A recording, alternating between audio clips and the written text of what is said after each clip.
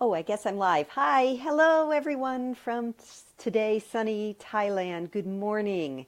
Good morning, Facebook friends and Facebook land. So, continuing with what I began with yesterday, which is offering a little bit of insight about any guidance that arises for me in a card that I pull. I thought I would continue. So, yesterday was a pretty easy card. We got patience, and that was pretty easy to talk about. And today I pulled a card that actually stirred up my discomfort. So I'm going to show you the card first, and then I'll talk a little about the background and ask you some reflective questions to consider how this might apply to your life and how you might receive some guidance from it, some insight. So here's the card, and I hope you can see it. And you can see there's this rooster on the top, and then there's this really colorful guy, and they're all standing or sitting on top of the back of this poor fatigued-looking fella climbing this granite mountain with this sort of foggy background, grayish, yellowish. And it's called the burden. So the burden is the six of air in the tarot, and the six of air is usually represents a journey. So the air is about the mind, though. So it's a journey of the mind. So let's just take a moment to consider that first. Journey of the mind. What could that mean?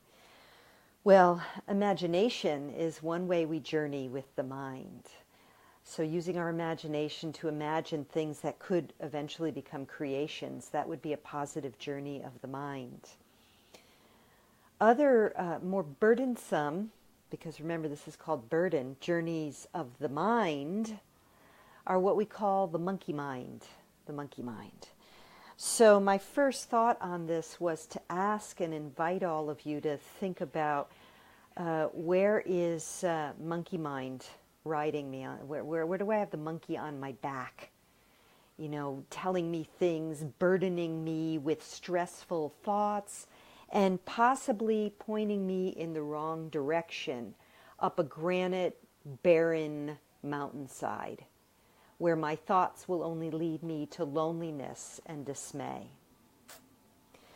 So in a way, what I have to offer kind of comes back to the same thing I've been sharing for a few months now, in one way or another, which is that when we have the burden of the ego mind directing our ship, directing our path, our journey, we end up going up steep mountainsides alone, because the ego's role is to separate and to find separation and to judge and to criticize and to do all the things that are not in alignment with happiness. Now, the ego is a servant. When the ego is a servant to the master, which is our spirit, our divinity, it's a great servant. It's the part of us that gets things done. But when the ego is in control, it can really drive us up mountains, journeys of loneliness in our minds, journeys of separation and judgment and criticism, also of ourselves. So how do we know if what's riding our back is the burden of the ego, and or if it's the higher guidance guiding us? Well, we know it's the burden of the ego if we're climbing up a lonely mountain that looks pretty barren and joyless toil. Or when we're strutting and cocky, that's the ego talking. How do we know when it's the higher self? The higher self can be colorful. The ego is colorful too because it wants our attention.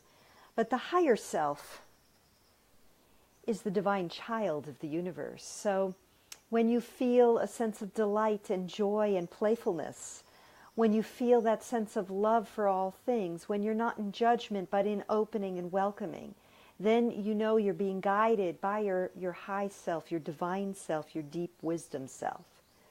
But when you feel that sense of life is this burdensome toil, Or when you stand in judgment or opinion that's cocky and arrogant and strutting like the rooster at the top there, then you know that you are being burdened by the monkey mind, or the monkey on your back, which is a divisive aspect of the split mind that is the ego consciousness.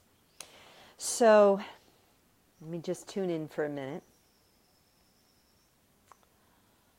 We are all on this journey together, this journey called life on planet Earth. And we are living in times of great challenge and great opportunity.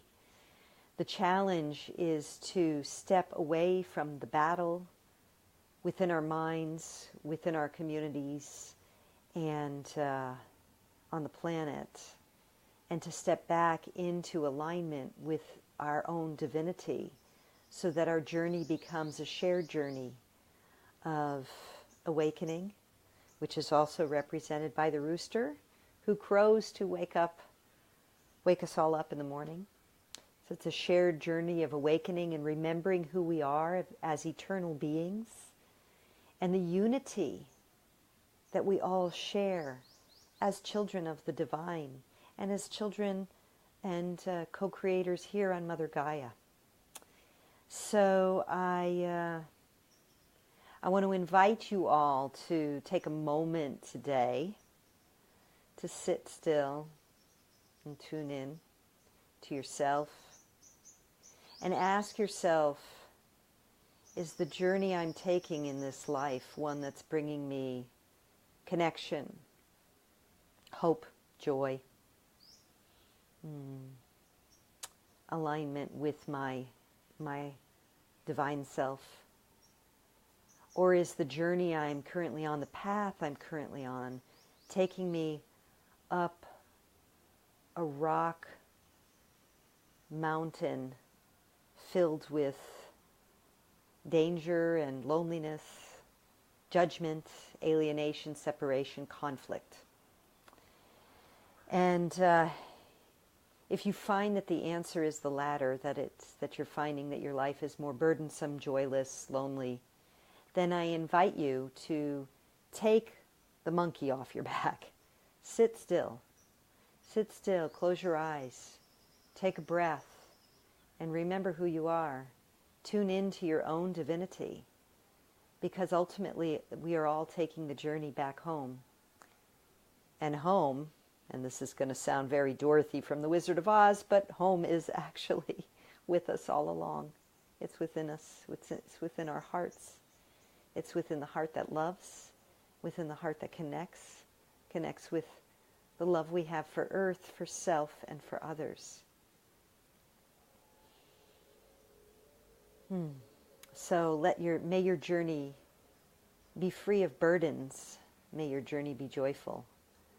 May your journey bring you back to the center that is yourself, that is the divinity of you in form. I wish you well on this day. Happy Monday from here in sunny Thailand. Mwah.